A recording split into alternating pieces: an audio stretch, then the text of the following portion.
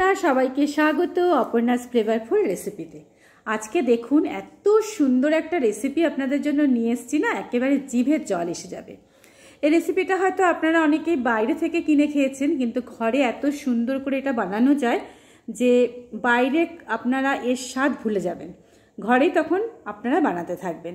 তো এই রেসিপির জন্য কি কি লাগবে আপনারা দেখে নিলেন। এর মধ্যেই সবুজ মুগ ডাল, পেঁয়াজ, কাঁচা লঙ্কা আর ধনেপাতা, এই দিয়ে কিন্তু আমি এটা বানাবো।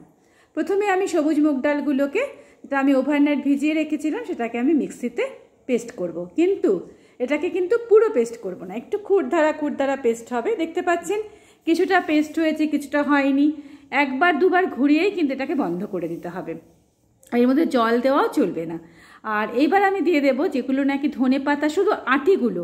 আমি কিন্তু পাতাগুলোকে রেখে দিয়েছি, দুই একটা পাতা আপনারা দেখতে পাচ্ছেন, কিন্তু এর মধ্যে সব আটিগুলো আছে। এবার এটাকে দিয়েও আমি একটুখানি মিক্সিটা চালিয়ে নেব। তাহলে আমার মিক্সি চালানো হয়ে গেল।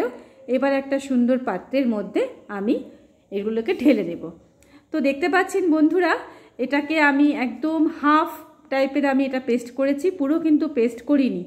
আর আমার ধনে পাতাগুলো কিন্তু আরেকটু পেস্ট হলে ভালো হতো, কিন্তু হতে পারেনি, হয়নি আর কি। আর আমি আর দ্বিতীয়বার ঘোরালাম না, কারণ তাতে এটা বেশি পেস্ট হয়ে গেলে কিন্তু খেতে ভালো লাগবে না ডালটা। তো যাই হোক, এবার আমরা সুন্দর করে এটাকে মিশিয়ে নেব। এবার কি কি লাগে আমরা এর মধ্যে দিয়ে দিচ্ছি। প্রথমে দিয়ে দেব পেঁয়াজ কুচি, বেশ কিছুটা পেঁয়াজ কুচি। তারপরে দিয়ে দেব একটুখানি ঝালের জন্য আমি এর মধ্যে দিয়ে দেব কাঁচা লঙ্কা কুচি। তো বন্ধুরা, আপনারা চাইলে এর মধ্যে একটুখানি আপনারা শুকনো লঙ্কার গুঁড়ো দিতে পারেন, কিন্তু আমার মনে হয় এই রান্নাটার মধ্যে, এই পাকোড়াটার মধ্যে কাঁচা লঙ্কাটাই বেশি ভালো লাগবে। এইবার আমি এর মধ্যে দিয়ে দেবো সেই ধনে পাতাগুলো, যেগুলো ডাটাগুলো দিয়ে আমি এটা পেস্ট করেছিলাম, আর পাতাগুলো আমি এখন দিচ্ছি। আপনারা কিন্তু এইভাবেই দুরকমভাবে ধনে পাতাটা ইউজ করবেন, তাহলে কিন্তু এর সুন্দর একটা ফ্লেভার বেরোবে। তো আপনারা দেখতে পারলেন আমি কি কি দিয়ে দিলাম, ধনে পাতা, কাঁচা লঙ্কা আর পেঁয়াজ কুচি। এইবার দিয়ে দেব পরিমাণ মতো নুন, সামান্য নুন দেব। তো মনে হচ্ছে আমার আর একটু নুন লাগতে পারে, আর একটু নুনও দিয়ে দিলাম।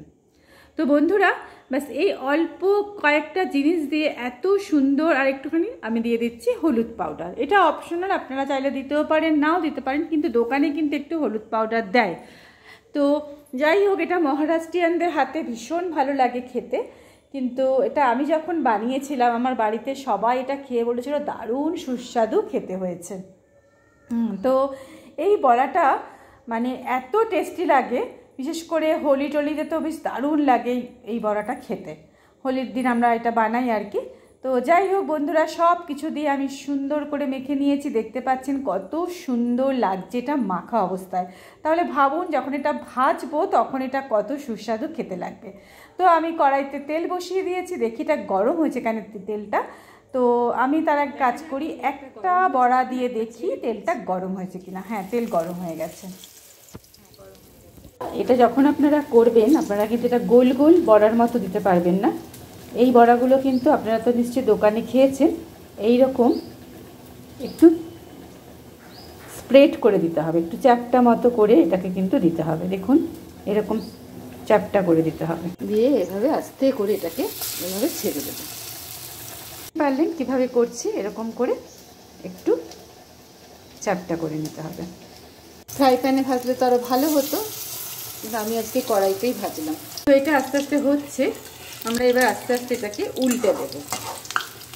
একদিকটা হয়ে গেলে আরেক দিকটা এরকম করে সুন্দর করে আমরা একটু আস্তে করে উল্টে দেবো, এইভাবে উল্টে দেবো। দেখুন কত সুন্দর এই বড়াগুলো হয়েছে। এইভাবে আমরা এটাকে বানাবো। তো বন্ধুরা, এরকম আমরা লাল লাল করে বড়াগুলোকে ভেজে নিচ্ছি। দেখুন কি সুন্দর হয়েছে। এই টাইপেরই কিন্তু লাল হবে, এর চেয়ে বেশি আর লাল আমরা এই বড়াটাকে করবো না। তো এইভাবে আমি আরও কয়েকটা বড়া ভেজে আপনাদের সাথে দেখা করছি। তো বন্ধুরা, গরম গরম চায়ের সাথে সার্ভ করুন এত সুন্দর ক্রিস্পি বড়া।